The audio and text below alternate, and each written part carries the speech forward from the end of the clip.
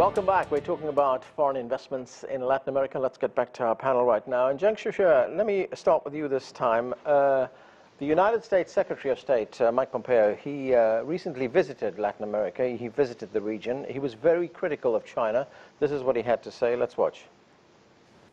Too often, we see China's predatory lending and debt diplomacy reverse positive advances in this area. Our shared goal to be to resist Chinese overtures and promote transparency. So, listening to Mike Pompeo there, China has been criticized for what's been termed debt trap investments. In fact, it was back in February 2018 when the former U.S. Secretary of State, Rex Tillerson, said China's investments come at a price. What's your view on that?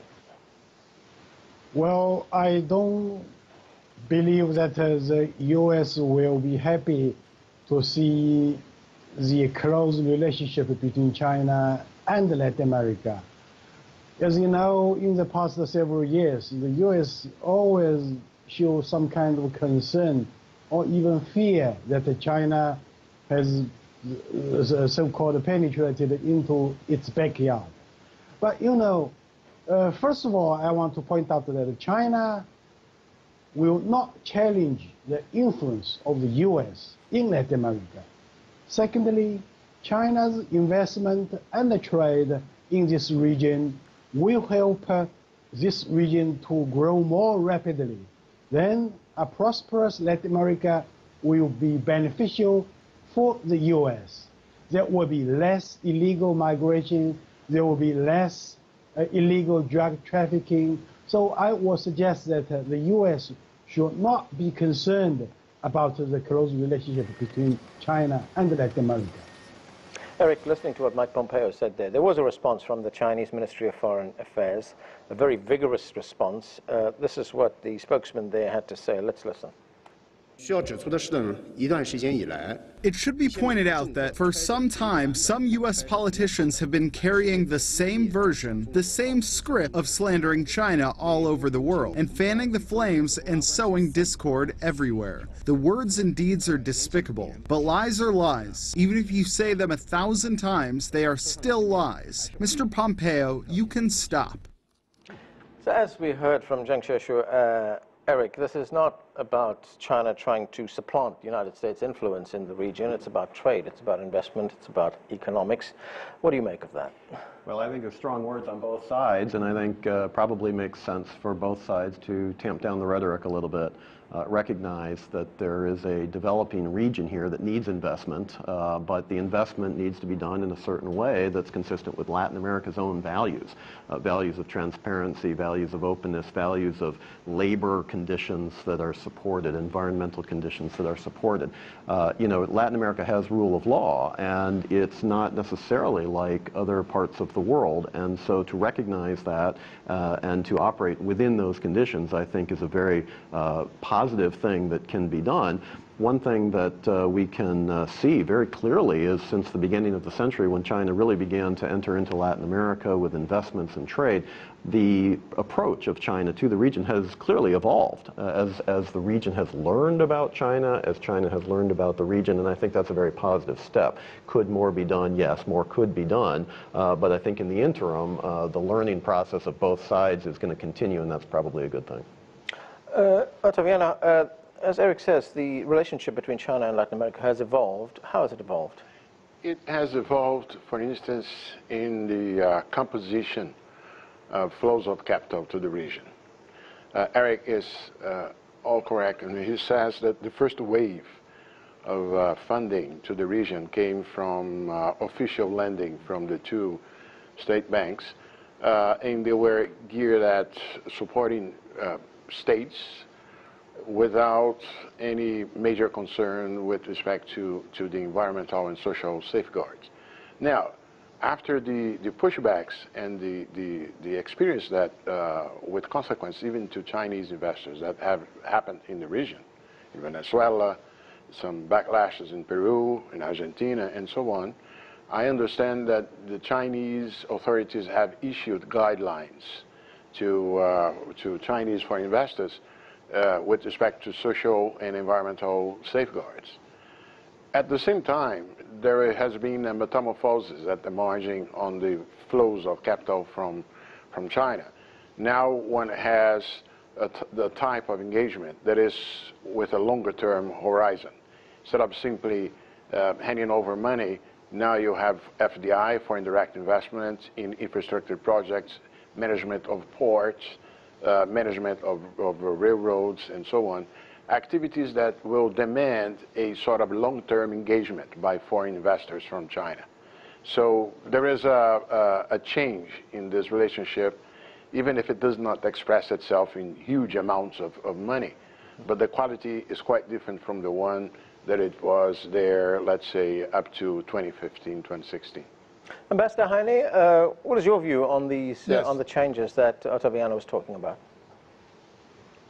Yes, I want to add one thing to it. It seems to me that the single biggest contribution that Chinese companies could make to transparency and to their standing in Latin America would be to participate more actively in open tenders and in bids for projects, as opposed to going through just by government-to-government deals and government-to-company deals.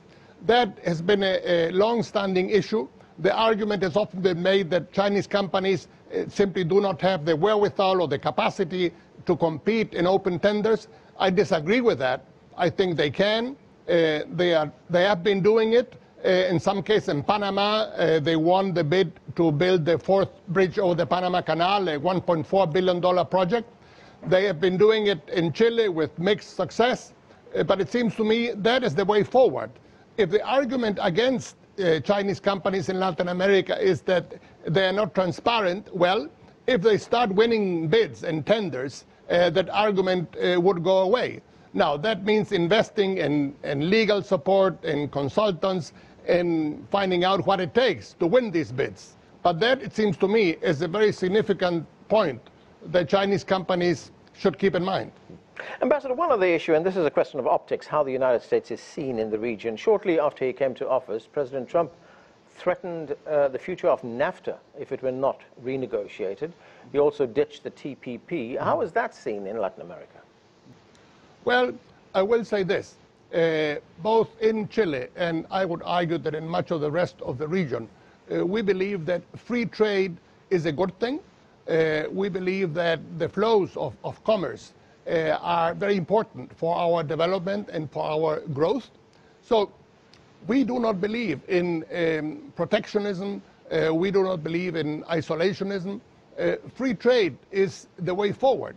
And in that sense, we are strong supporters of free trade across the Pacific, of free trade across Latin America, and in working together to have more of that. It seems to me, for example, that the Pacific Alliance is an interesting example of efforts by countries in the region to put their economies closer together and also to give a signal to the Asia-Pacific that we are keen on doing more trade, not less, with countries in Asia.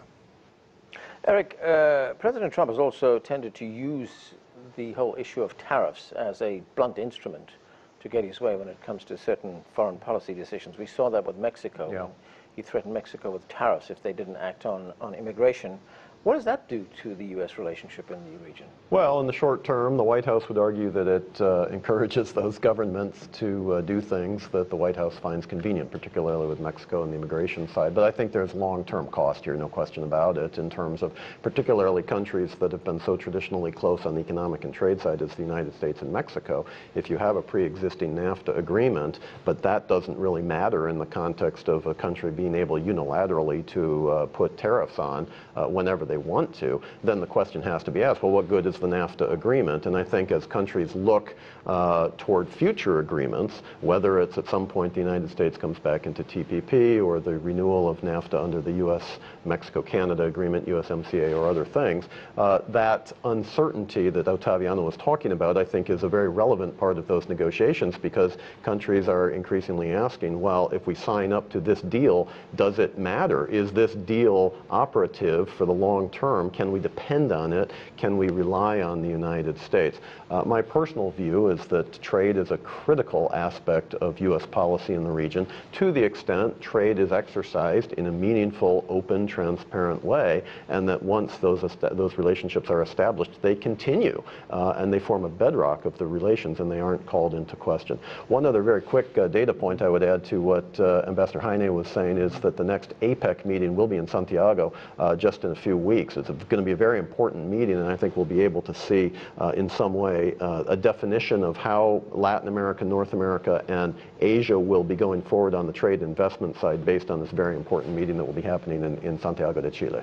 Ambassador, what are your hopes for that meeting? Well, it seems to me that if a message can come out of it that we are all for having more trans-Pacific trade and trans-Pacific investment flows, we would be all better off. I mean, you look at the numbers. By 2020, half of the world's GDP would be coming out of Asia.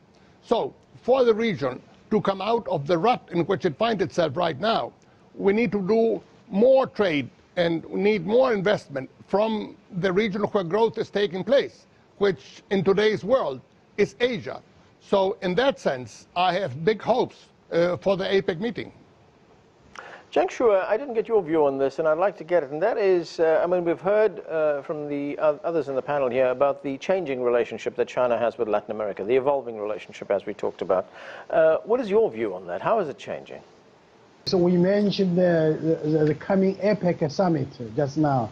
Now, in order to push forward the bilateral relationship between the two areas, I would encourage more South American countries, I mean, on the coast of the Pacific, to become APEC members. Probably Ecuador, Colombia might become members of APEC very soon. So in that way, I would say the bilateral relationship between China and South America, or Asia and also South America, will continue to move forward, will be given a kind of a further impetus for this kind of trade and investment. And as for your question, as I mentioned just now, China's relationship with the region is based on win-win situation. Well, many people in the West don't believe that this kind of relationship is based on win-win. But let me remind you that we mentioned also the rule of law. Some years ago, a few American professors published a report about the Chinese investment in South America. They conclude that the Chinese companies did a good job compared with the companies from Europe, from the US. Well, I would also point out that the report said because some countries in Latin America do not have some kind of rules or laws, so the Chinese companies don't know how to follow these kind of rules and laws. So you cannot blame China for everything in this regard. Okay, and we have to leave it there. Thanks to all of you for being with us. That's all we have time for, but the conversation continues online. Chat with us about this or any other show on Twitter. We're at CGTN America, or visit us on Facebook. That's facebook.com/CGTN America. I'm Anand Naidu in Washington, D.C. Thanks for being with us.